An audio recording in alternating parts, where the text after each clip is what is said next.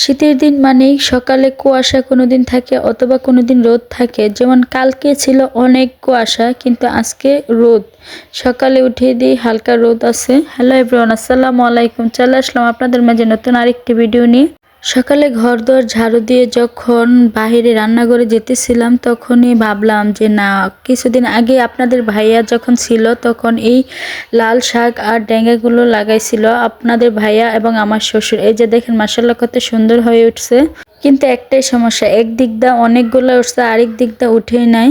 হয়তোবা আমার শ্বশুরে বানাইতে পারে নাই, তার জন্য হয়তো উঠে নাই। এই যে আমাদের পেঁপে গাছে মাশাআল্লাহ অনেকগুলো পেঁপে আইছে, এটা ছোট গাছ। আরো 3-4টা পেঁপে গাছ আছে, মাশাআল্লাহ সবগুলোতেই পেঁপে ধরে।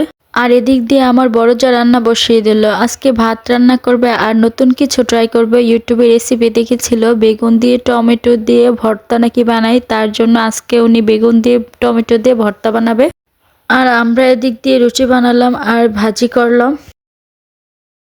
শুকনা মরিচ আর পেঁয়াজ কুচি দিয়ে সবকিছু মেখে নিয়েছিল লবণ দিয়ে। এখন উপরে বেগুনগুলো ভেজে দিয়ে দিছে আর টমেটোগুলো পোড়া পোড়া করে ভেজে নিতেছে। বড় যা সকালে ভর্তা বানিয়ে নিল। এদিকে দুপুরে রান্নার সময় হয়ে গেল, আমি রান্না বসিয়ে দিছি। ঘাস কাপ মাছ দিয়ে আমি যে রেখে দিয়ে গেছিলাম এইগুলো দিয়ে আজকে আমি আলু দিয়ে রান্না করব আর করলা ভাজি করব, টমেটো চাটনি করব। এই যে দেখেন আমার ছেলে কি করতেছে, সারা বাড়ি জায়গা থুইয়া এখন ও রাস্তার মধ্যে বসবে। বনে জায়গা নাই।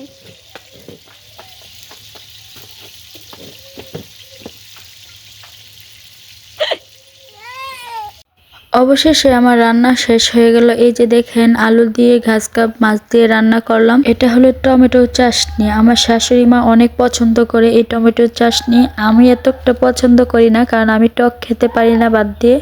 আর করলা ভাজি করলাম, করলা ভাজি আমার অনেক প্রিয়। এদিকে দুপুরে রান্না শেষ করে বড় যা এক গাদা কাজ নিয়ে বসে পড়লো।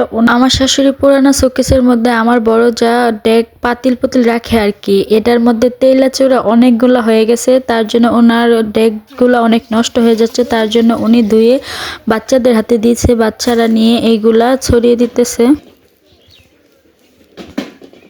তোমার তো অনেকগুলো ডেক, এখান থেকে আমাকে কিছু দিয়ে দাও, বড় যাকে বলতেছি।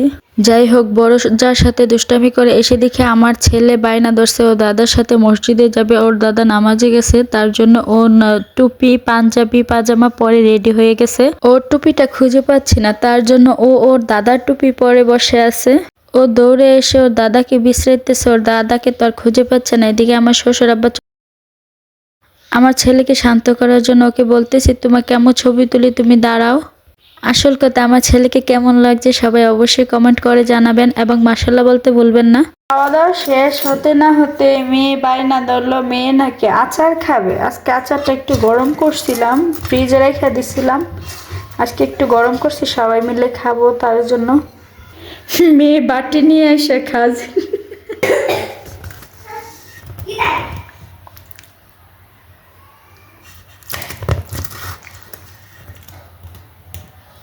ভিডিওটির মধ্যে দিয়ে বলে দিই, যদি ভিডিওটি ভালো লাগে অবশ্যই চ্যানেলটি সাবস্ক্রাইব করে আমার পাশে থাকবেন।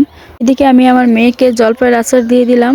মেয়ে তো আচার হাতে পেয়ে মহা খুশি আর বলতেছে দারুণ হয়েছে, দারুণ।